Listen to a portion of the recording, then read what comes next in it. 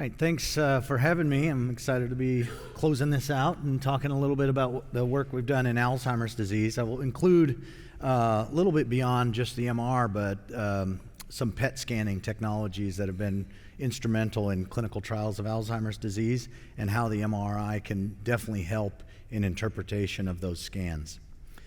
Some disclosures here. Most relevant would be the interest in Cortex Labs, and I'm going to talk about NeuroQuant in this talk. So looking at quantitative imaging and biomarkers in Alzheimer's disease, certainly now FDA clearance has been obtained for the NeuroQuant tool and volumetric MRI and some other devices as well. Amyloid PET is also FDA cleared, very relevant in clinical trials, is available for clinical practice, but could get into the full details of why it's less used in clinical practice than in clinical trials, but it really is able to show the underlying proteinopathy that's going on in Alzheimer's disease.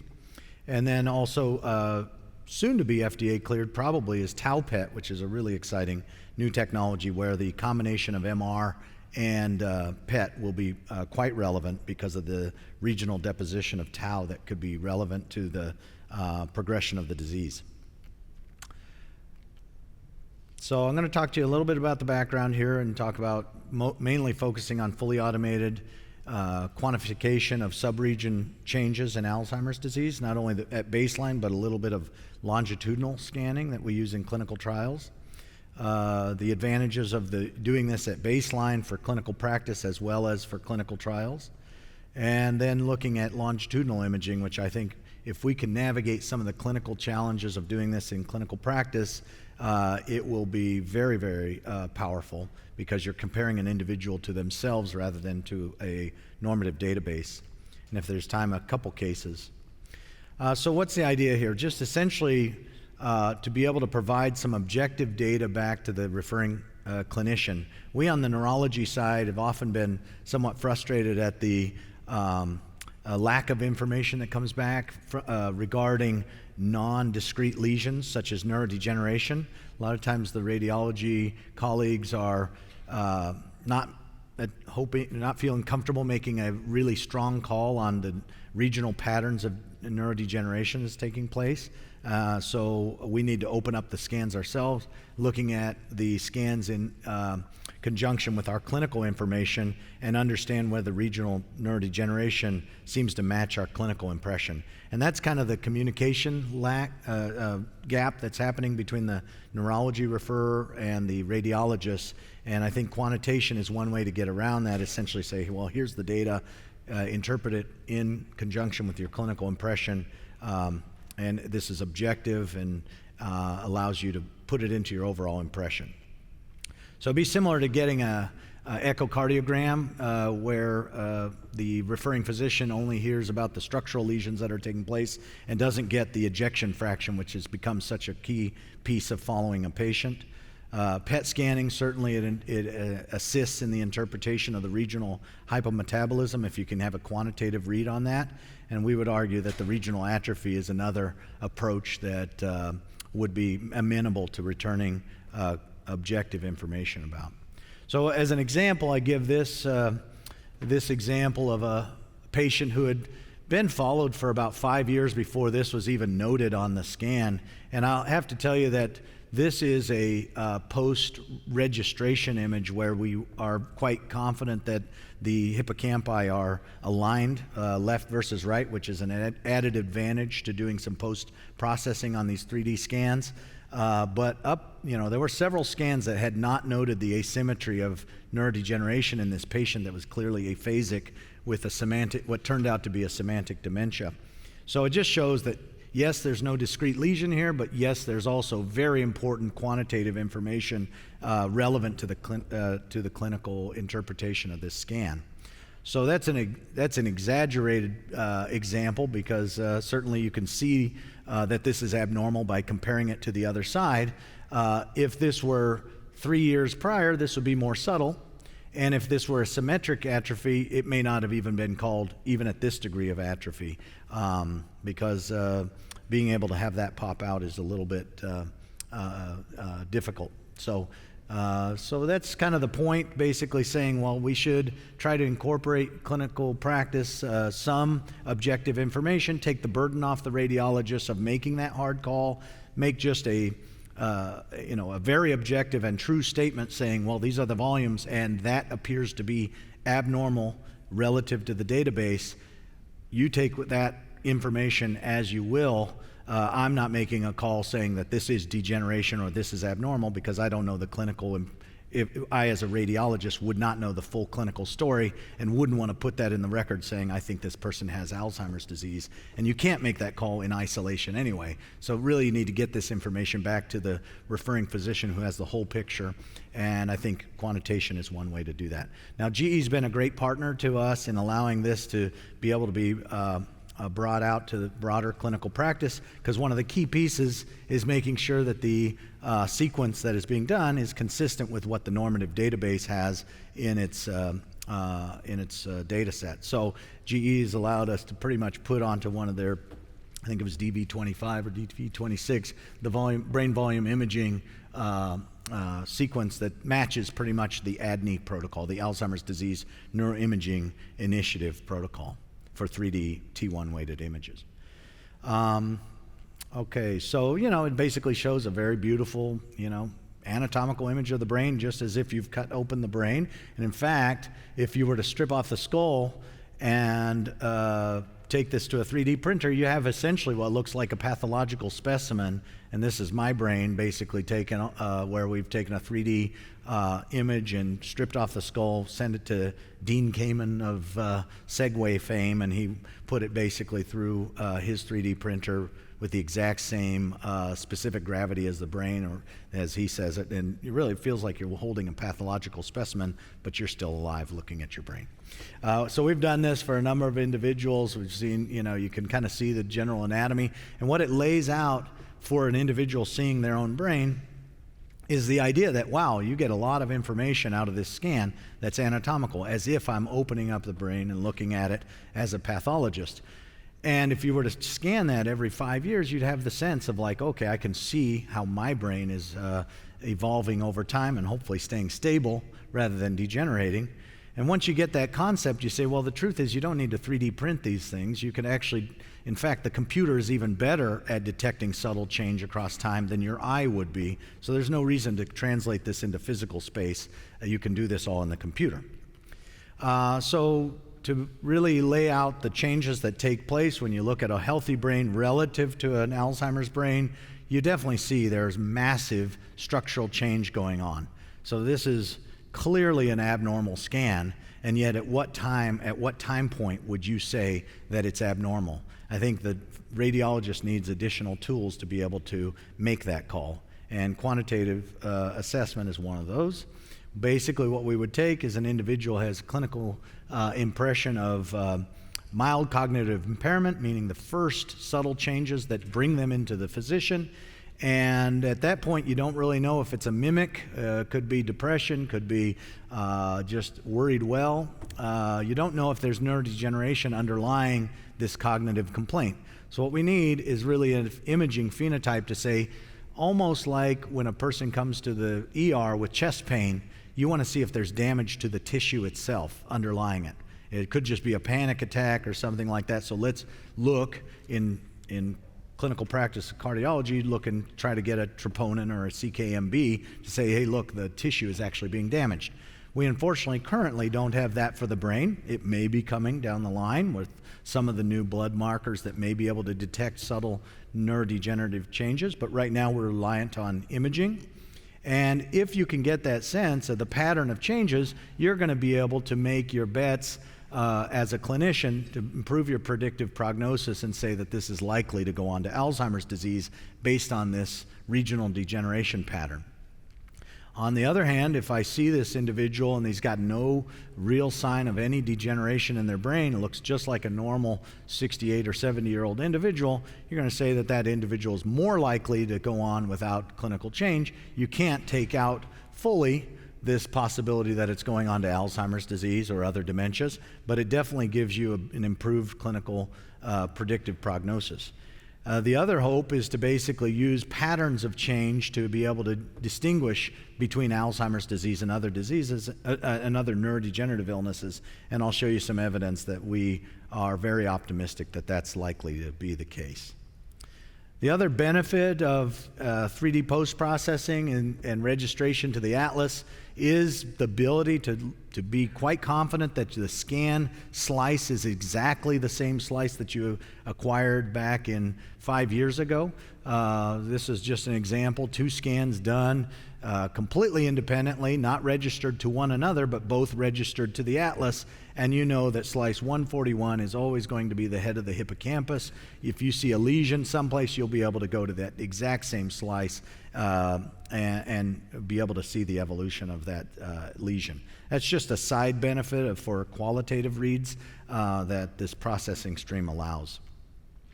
So we know that there's a cortical signature of Alzheimer's disease, very much affecting the precuneus region of the brain, similar to where the deposition of tau and amyloid is.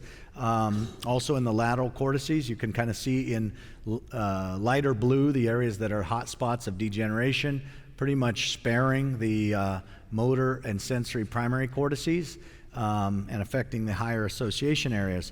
This is all done with MRI, no PET. And if you were to compare it to an FDG PET, you see the exact same areas coming out. And in fact, it does appear that the MR, because of its precision in measurement, is more sensitive to detecting this change than even FDG PET would be.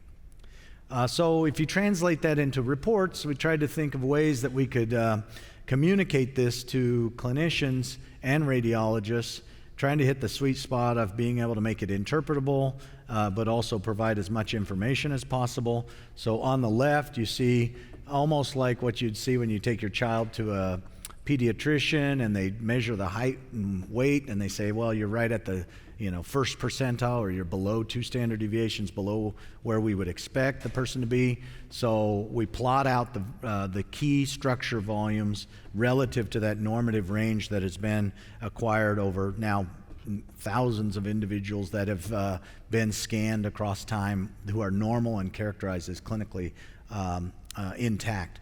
So you can basically now make a normative range and then plot this new individual relative to that normative range.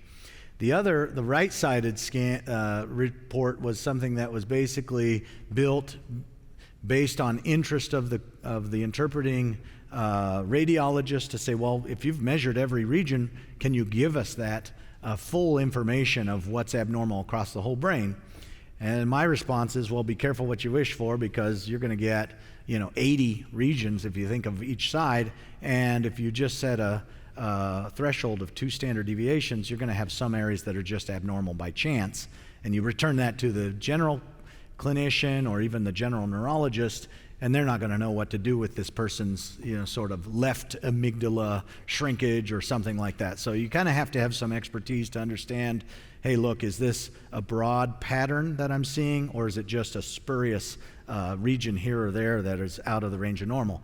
In this case, it is a broad swath that is affecting certainly parietal regions and occipital regions, and it turned out clinically this individual was posterior cortical atrophy, which is a visual disorder that's seen most often related to Alzheimer's disease. So these are cases that were sent over to us by UCSF, who has a lot of non-Alzheimer's dementia. This case was clinically normal, and these are all the cases they sent, so it's not like a cherry picking. Basically, you see this individual had only one area out of the normal, which is standard for just multiple comparisons. So really a pattern that looks very broadly normal. Here's an interesting semantic dementia that was sent to us, definitely very asymmetric in the atrophy that's taking place, but very much affecting the temporal lobe and not as much of the frontal or parietal regions. And as an expert kind of knowing the regional patterns of degeneration, you can look at that and say, I think that looks like a semantic dementia. Most of clinical practitioners are not going to have that sort of subspecialty expertise, and so I think it's a very ripe area for machine learning to be able to pick this up and be able to interpret these things for the clinician, or at least give a hint of what degenerative pattern it is. So if a human can certainly look at it and say, I think that looks like semantic dementia, I'm sure the computer is going to be able to pick that up. And nicely it would be picking it up off of FDA cleared regions rather than just voxels that the FDA may not be too comfortable with saying that the algorithm is picking this up and you can't really describe what it's picking up. So in this case, it would say, well, you definitely have your raw data that you can interpret, but you have an overarching kind of machine learning algorithm that helps you just examine the FDA cleared portion of this report. So then here would be a progressive non-fluent aphasia, very much more frontal lobe affected and temporal. So this is one of the frontotemporal dementias, and you can see that the pattern is quite distinct from what you'd see in Alzheimer's disease. Now, related to that, if we could get to the point where we have extraordinarily consistent scans across time point and across scanners, one could do this sort of a pattern that we do in clinical trials. In clinical trials, so I run the Alzheimer's Disease Cooperative Study Imaging Core, where we use quantitative MRI across time to get us a marker of whether a drug is having an effect on the rate of neurodegeneration. In order to do that, we have to make sure that each sequence that is being run is exactly the same across time points, and in fact each scanner, the same scanner is used each time. So this is not really as amenable to clinical practice until we navigate that challenge, but in clinical trials we can see very, very powerfully, we can detect subtle change in as short a time as 3 months that it's abnormal for an individual, and you can look at the regional pattern and say that person has something wrong with them, even if the clinician doesn't know it and the patient doesn't know it. You follow those people out longitudinally and they decline way faster than an individual without those changes. So I think this is in the future going to be a very powerful approach to examining neurodegenerative changes. You'd see a patient maybe once a year and you'd do your clinical assessment on them, and then you say, okay, now let's take a look at your brain and see how it's been changing across this past year, and you can say, oh, I've got a little concern about the changes in that precuneus that's taking place. Let's get on top of that and maybe look at clinical trial opportunities or just delve a little deeper into it. An example of that came out from a case from the Alzheimer's Disease Neuroimaging Initiative. This individual was called Alzheimer's dementia. And I talked to the clinician who enrolled this individual, and the person was absolutely clear this looked like Alzheimer's disease. It was Alzheimer's disease clinically. So it was a mild cognitive impairment individual who progressed to dementia, but when we looked at the brain with biomarkers, we found that the individual was amyloid negative. So that means this is not Alzheimer's disease. You pair that information that it's not Alzheimer's disease and it's regional change across 1 year, or is it 1 year? Yeah, I believe it's 1 year. And you see very clearly, we don't have pathological confirmation, but to me this is very, very clearly a frontotemporal dementia. Okay, so this person would not be appropriate for clinical trials of Alzheimer's disease, but would be appropriate for frontotemporal dementia trials, and also in clinical practice, you would tell the family that this is going to progress a little differently than Alzheimer's disease and get them prepared for things like behavioral changes, and that can be quite helpful even when we don't have a drug to stop this disease.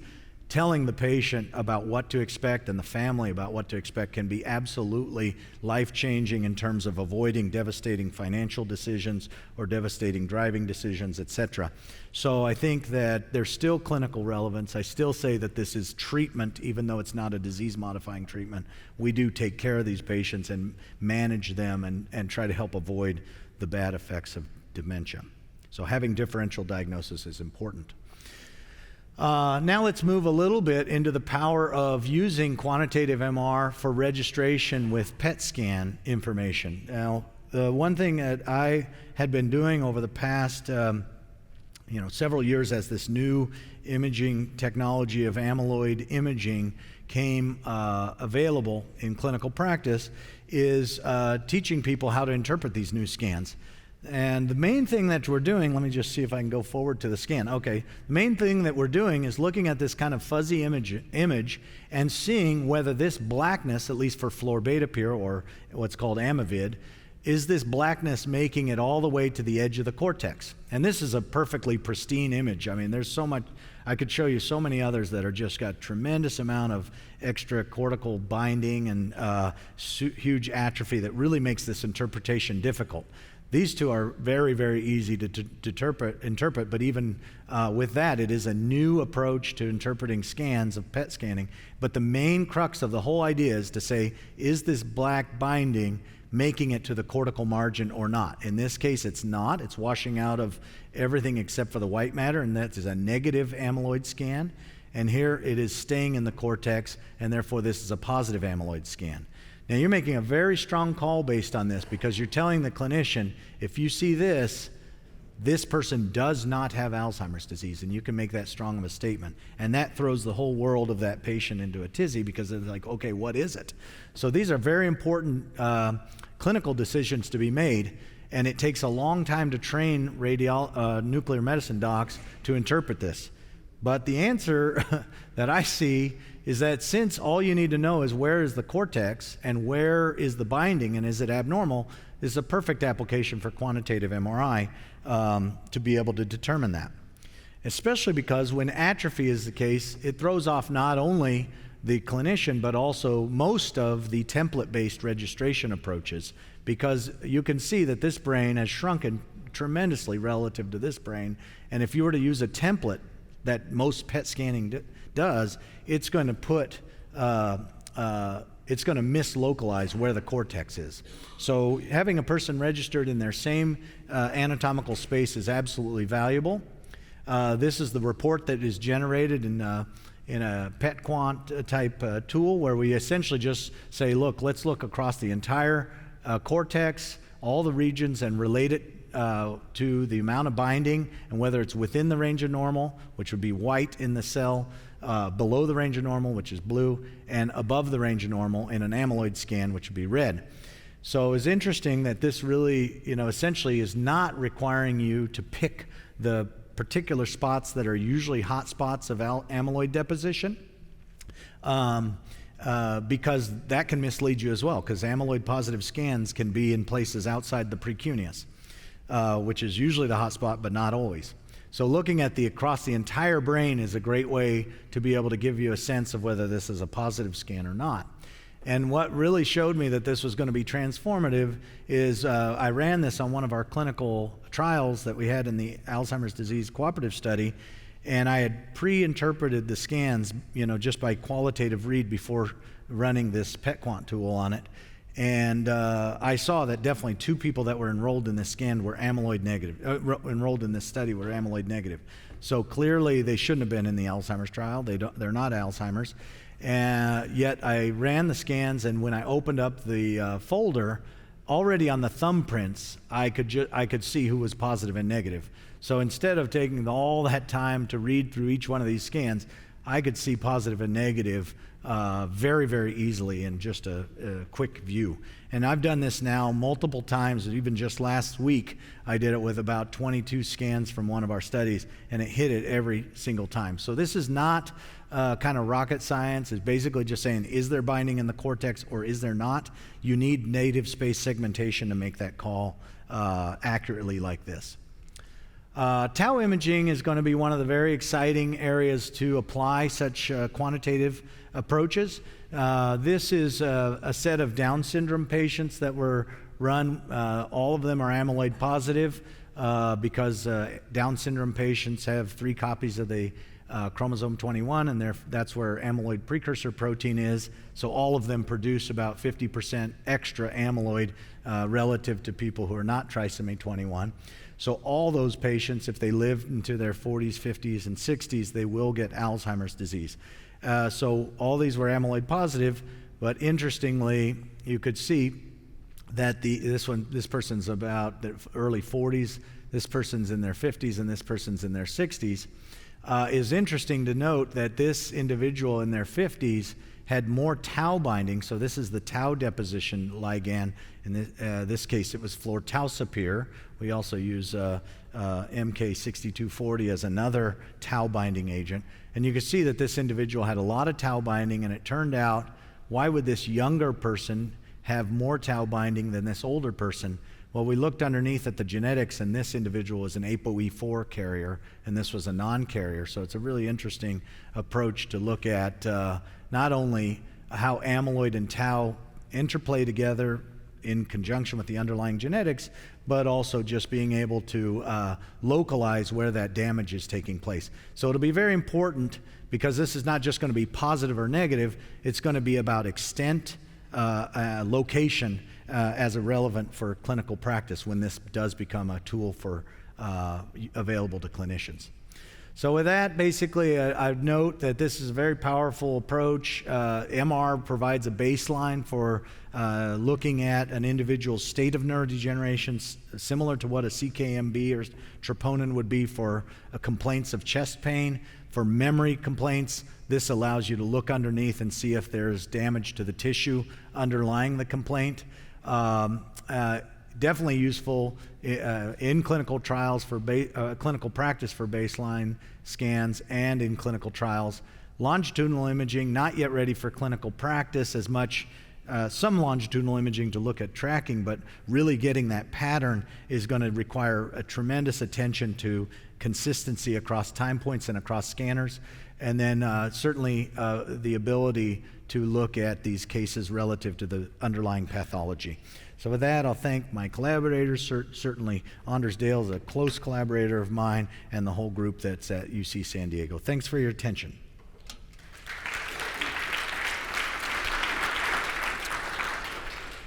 Fantastic. Do we have any questions for Dr. Brewer?